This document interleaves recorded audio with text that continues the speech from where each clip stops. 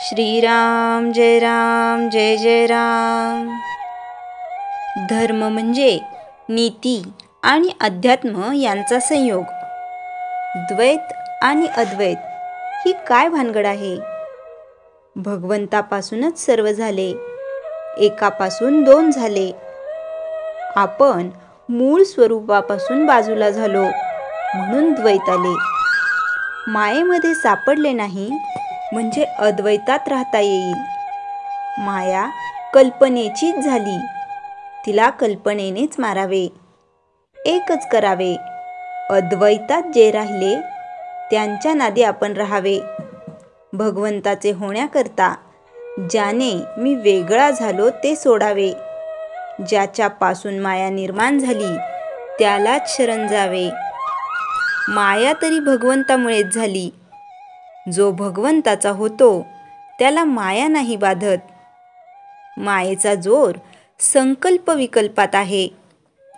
अखंड स्मरणात राहावे म्हणजे नाही माया बाधत।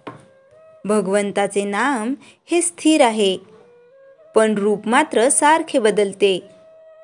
प्रत्यक्ष साकार रूप हे काही रूप नव्हे। जे जे आपल्या कल्पनेमध्ये येऊ शकेल ते ते सर्व रूपच होय।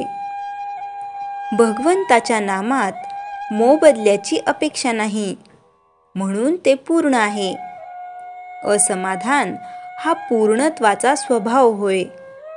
म्हणूनच जे पूर्ण नाही ते असमाधान। भगवंताकडून येणारी शांती हेच समाधान होय आणि हेच पूर्णपण होय। जे शास्त्र समाधान देते तेच शास्त्र खरे होय आणि ज्याने शांती आणि समाधानाचा लाभ होतो तोच खरा धर्म होय। धर्म म्हणजे नीती आणि अध्यात्म यांचा संयोगच। जो दुसऱ्याच्या हिताकडे न पाहता आपल्या हिताकडेच पाहतो तो स्वार्थीच होय। सुख व्हावे हे मनुष्याला इच्छा असल्यामुळे अस्वस्थपणा येतो। या अस्वस्थतेमधून तळमळ निर्माण होते। या तळमळीमुळे जगाच्या सर्व सुधारणा बाहेर पडतात। पण ह्या सुधारणा जितक्या जास्त होतात तितके मनुष्याला दुःख जास्तच होते। जी विद्या केवळ नोकरीचे साधन आहे ती अपूर्णच असते। असली विद्या पोटापुरतीच समजावी, ती समाधान देऊ शकणार नाही। समाधान देणारी विद्या निराळीच आहे, म्हणून लौकिक विद्येला फार महत्त्व देऊ नये। एखादे वेळी आपल्याला असा संशय येतो की जगात कुठे सुख, समाधान आणि आनंद आहे का? तो संशय बरोबर नाही, कारण ज्या गोष्टी जगात नाहीत त्यांचे नावच कसे निघेल? असमाधान याचा अर्थच समाधान नाही ते। यावरून असे स्पष्ट दिसते की आधी समाधान असलेच पाहिजे। दिवाळीमध्ये सुखाचे जे असेल ते आज करतो आणि दुःखाचे जे असेल ते आपण उद्यावर टाकतो।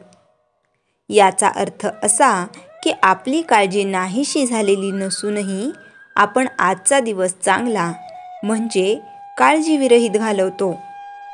उद्या पुन्हा काळजी आहेच, पण जो भगवंताचे स्मरण ठेवील त्याला काळजी केव्हाच नसते।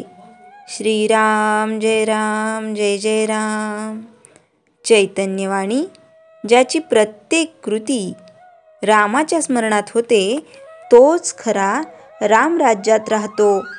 श्रीराम जय जय राम। जयाच्या जनी जन्मनामार्थ झाला, जयाने सदा वासनामात केला। जयाच्या मुखी सर्वदा नाम कीर्ती, नमस्कार तया ब्रह्मचैतन्य मूर्ती। श्रीराम जय जय राम।